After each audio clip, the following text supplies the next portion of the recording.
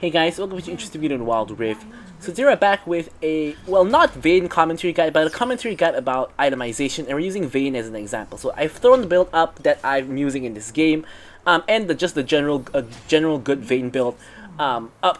I'm not going to explain the build too much. If you guys want to know more about Vayne and her build, check out the Vayne updated complete guide that I posted. At this point, it's still a few months ago, but her build basically hasn't changed ever since then. Although in this case, I'm using a bit more of a tanky variant with my last two items, going for Twin Guard as well as Sterex, because I feel in this match I didn't need damage, I needed survivability, so I did adapt according to the match circumstance. But let's start talking about the boot itemization. As you guys can see from the title, the thumbnail, etc. Now, I'm actually surprised I haven't really made a video on this, because this has been in the game for quite a while.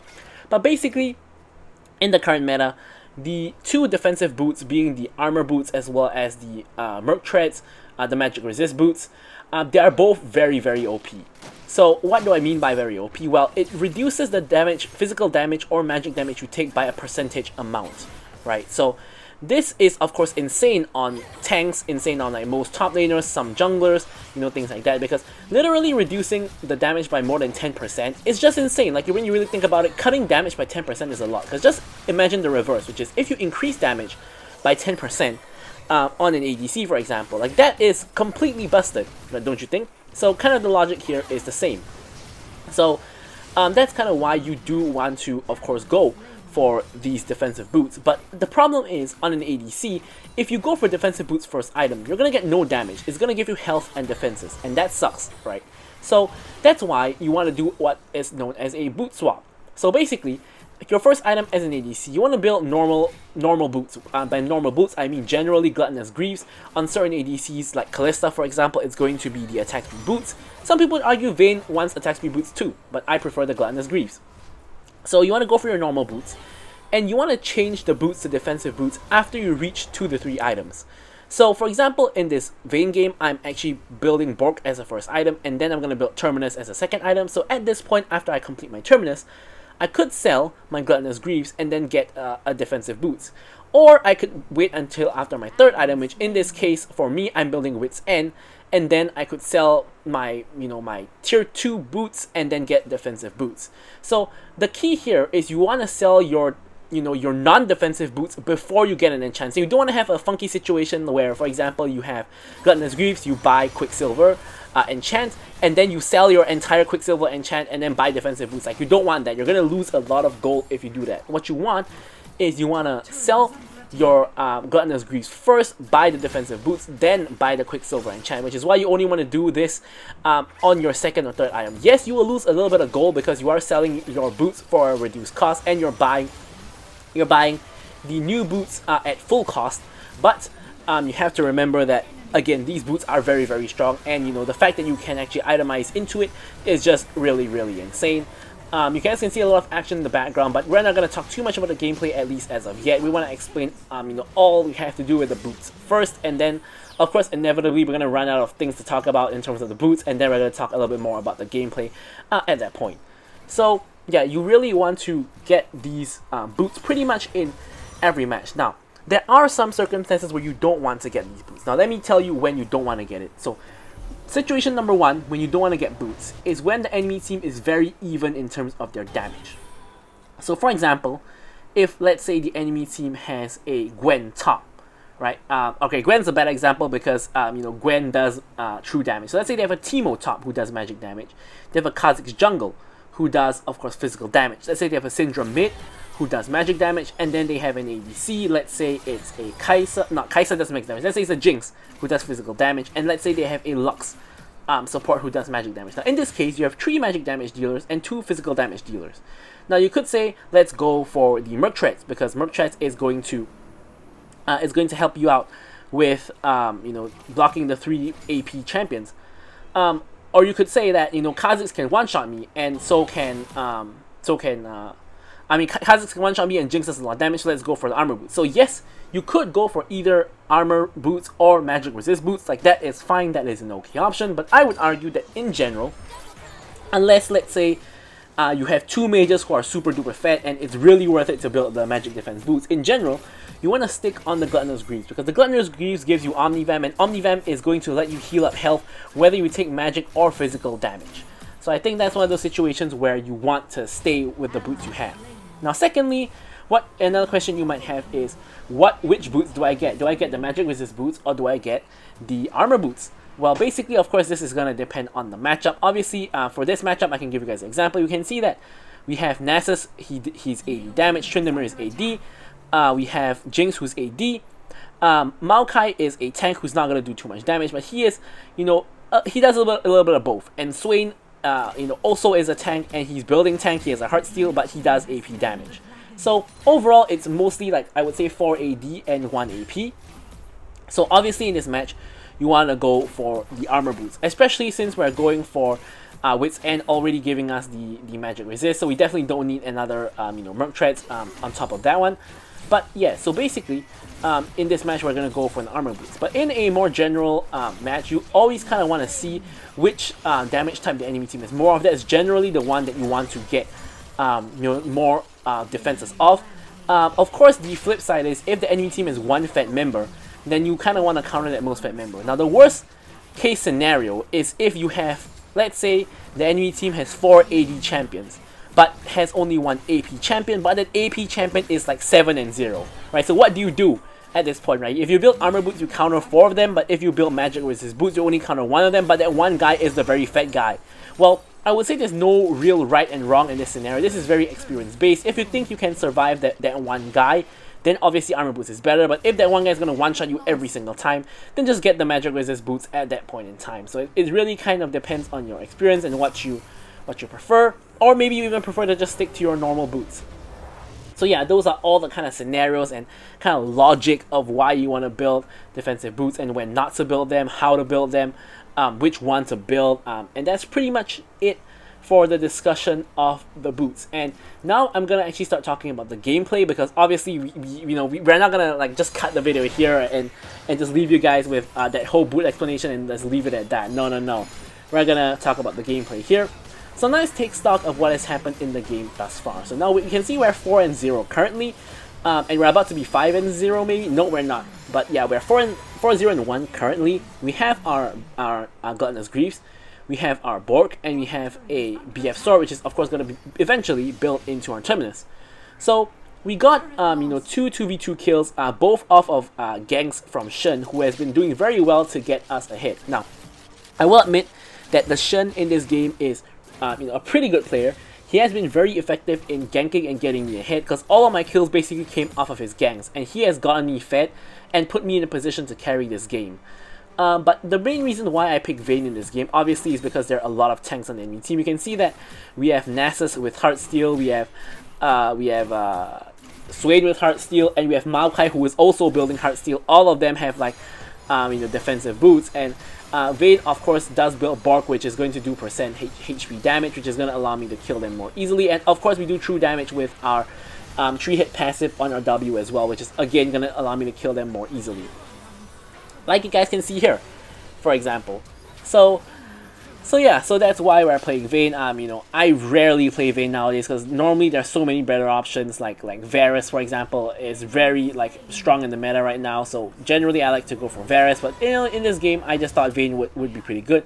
It's pretty easy to kite out champions like Nasus and Swain, for example. So I think Vayne is very applicable to this particular game. So here we see Nasus split pushing. We were trying to run him down. Like, we can obviously just slowly run him down. He realizes he can't escape, so he decides to turn on us instead, which is a good move. But thankfully we have Shen to help us. Honestly, I think if Shen wasn't here, I believe I will still be able to kill him. He would wither me. I can condemn him away, and then I can slowly cut him backwards, and I do believe that I can kill him by myself. But with the Shen's help, it's a guaranteed kill with no risk to myself at all. Here we already have our Terminus completed, so we are pretty strong. Of course, when we change our boots, I will be highlighting it and showing how it does make a difference in the game. And yeah, so looking at the rest of the situation of the game, you can see the entire rest of my team is around around 6k gold more or less. And on the enemy team, it's kind of the same, except except that Swain has actually 8k gold. I'm at 9k gold. And then we have Nasus at 7k gold. So Nasus and Swain are kind of the main problems at the moment. So yeah, here I'm trying to kite my way out. Shen ults me with the shield, so I'm trying to go in. I'm just hitting onto the Swain, but I think I actually kill myself because Swain has Heartsteel and he has the Thornmill, and the Thornmill not only applies anti-heal but also reflects damage onto myself. So I may have killed myself just attacking the Swain because I didn't realize he had Thornmill. And then after I died right here, I was checking the items and I'm like, man, this guy has Thornmill. So I was kind of killing myself by attacking him, so that's no good. So yeah, we caught our first death of the game. Of course, not really what we want. At this point, if I wanted to, I could sell my boots and switch it for the armor boots if I wanted to. But honestly, at this point, I kind of felt that I was okay. I felt that I wasn't taking that much damage that I needed the defensive boots urgently. I felt that I could still delay it by one more item. Like I could get my Wits End first and complete my 3 core items, because those 3 are the core items on Vayne. And then afterwards, I could spec into the defensive boots for, of course, those extra resistances and blocking those little bits of damage. I mean, honestly, as of now, I'm 3k gold up on Jinx. Jinx doesn't really do very much damage at all. She has Runan's first item. She's not a very big concern. Obviously, the 3 tanks in general are not a concern generally in terms of damage, except for maybe, like, I mean, Swain and Nasus could be if they manage to get close to me for an extended duration of time. But honestly, my main threat is actually Tryndamere, who isn't really even that fed, because he can just crit me and do insane amounts of damage. Now, Swain here, is on the run. We could try to run him down, to be honest. We have Ghost, we have, we have Ult. We could try to run him down all the way down the lane, but honestly, I think that's a little bit too much commitment of resources to go for that Swain.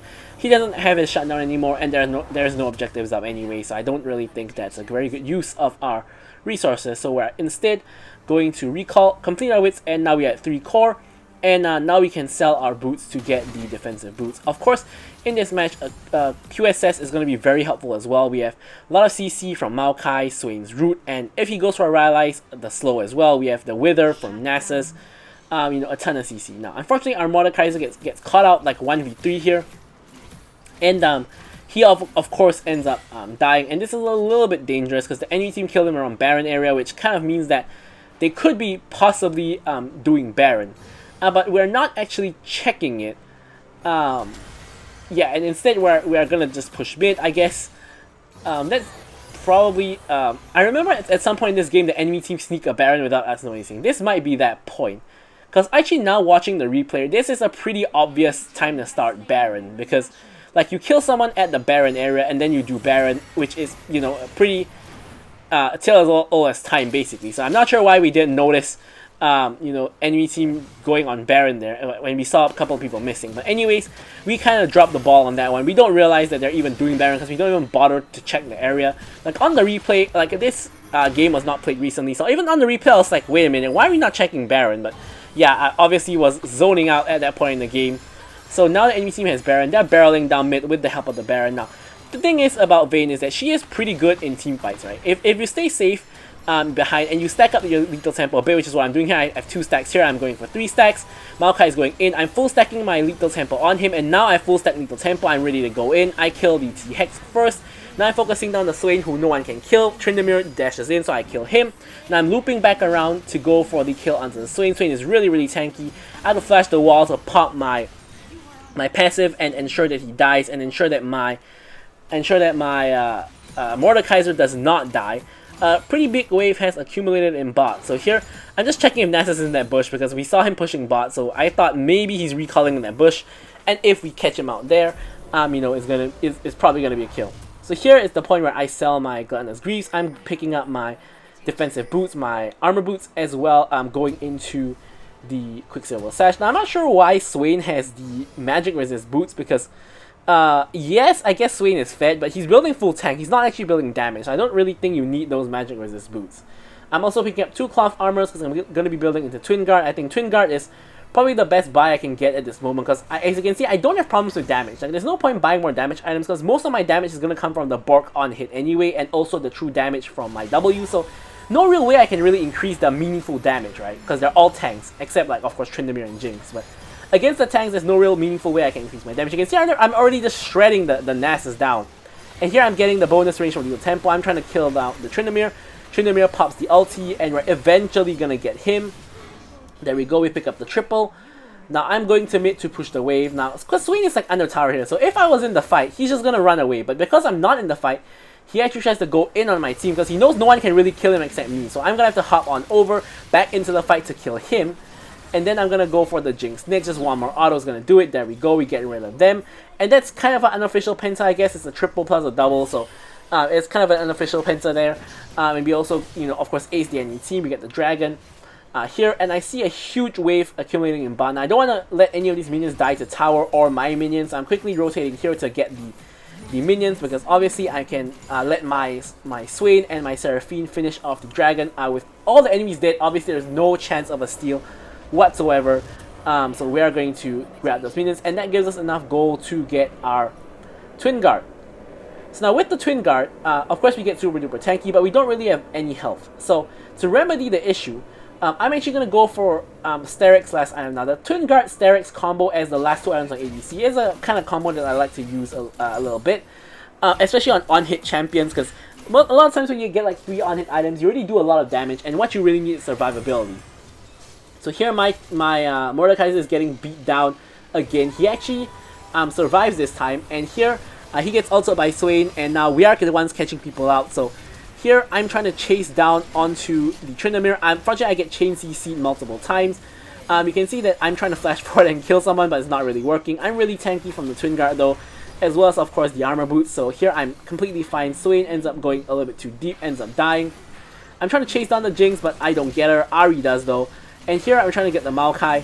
Unfortunately, I overestimate how much damage I do. And I thought that last auto would have killed him, but it didn't. So I actually overcommit onto the kill, for the kill, and end up dying to Maokai. Maokai picks up the kill onto me, and this is the second kill Maokai actually has on me. So both my shutdowns went to the Maokai. So you can see that Maokai is now like, I wouldn't say he's very fed, but you can see he has a really decent amount of gold for a support, right? He has the same amount of gold as like his top laner and his jungler, just because he's gotten 2 huge shutdowns from me. But I think, I mean, giving Maokai a shutdown is not really a very big deal. Honestly, like at this point, you know, we have like Nasus, Swain, and Maokai. They're all really tanky. They all have a lot of health. Like, 2 of them have Heartsteel, and Maokai has Warmox. So they're both really, all not both, but 3 of them are all really tanky. But honestly, I think it's not an issue because I'm Vayne. I can just kill them one by one. Speaking of kill, my Mordekaiser dies, my Ahri is dead as well, and only me, Seraphine, as well as the Shen are left alive, which is a very sticky situation. We don't really want to fight here because obviously we are really outnumbered. It's 3v5. However, my team start picking a fight with Maokai, so I'm rotating immediately and ditching the mid wave because my thought process is, if the enemy team shows up here and my teammates die, they're gonna get a free Baron, a free Elder, and it's just gonna be horrible. So here, unfortunately, I am the one end up getting caught out, so I'm kiting away, and I actually managed to kite to the point I kill Tryndamere. I'm kiting away again, and we kill Maokai. I'm kiting away more and more, and we actually get hooked back in by the Swain and die because of that. But I kind of can't believe that we nearly escaped there, and we killed 2 people before dying. I thought I was just gonna die instantly there, but we actually end up you know, surviving for quite a while. We end up dealing quite a bit of damage, and we ensure that even though we die and our jungler dies, the enemy team can't do Baron because in the end it's a 2 for 2 on that exchange. So we are completely fine. Now the issue here now is that Elder is up. Alright, so once again the same situation. Both teams have no junglers, so both teams don't really want to do this because it's really risky to start off the Elder Dragon. So here I'm pinging my team off the Elder. I'm not sure why Mordekaiser is whacking it. Ahri is going to get mid lane priority, as is Mordekaiser. And both teams are just hovering on the Elder, which is basically what you're supposed to do. I would argue that they should be a little bit closer to the Elder, like maybe in the Pixel Bush, because at this point, you can't really see if the enemy team is entering. Of course, we do have a ward on the Elder, but you can't stop them from entering if they do. So here, the Tryndamere has made his way there. Me and Shen are on our way as well. Shen decides to stop by at the red buff to grab the red buff, so I guess I'm just going to help him out to finish it off quickly, and that also gives me the red buff. Now here I know if we get a good fight, basically the game is won. So I'm just making sure I stay behind my team in a very safe position. I don't get hit by the grasping roots, and I'm just, you know, hanging back Right, I'm not overcommitting onto anything. I'm just hitting the Elder a little bit just to regain a little bit of HP, which I've lost. So here, Seraphine gets a huge 2-man ulti onto the 2 tanky targets, but for me, it's not really a very big problem. I basically burst down the Maokai. I'm going for the Sway Nyx, who's the most tanky target. We get him. Now Nasus goes onto me. I'm just kiting away, condemn him away, go unstoppable to remove the slow. Now Tryndamere is in his ulti. He's trying to get something done, but he's basically 1v5 at this point, so he goes down as well. And at this point, we can just go through mid and end the game, which is what I was trying to do here, but the enemy team decides to surrender, so we win the game anyway. So hopefully you guys saw the impact of really switching out your boots, and how that could be actually really good for yourself and for the game. So thank you guys so much for watching. I'm going to leave you guys with the stats as usual, and goodbye.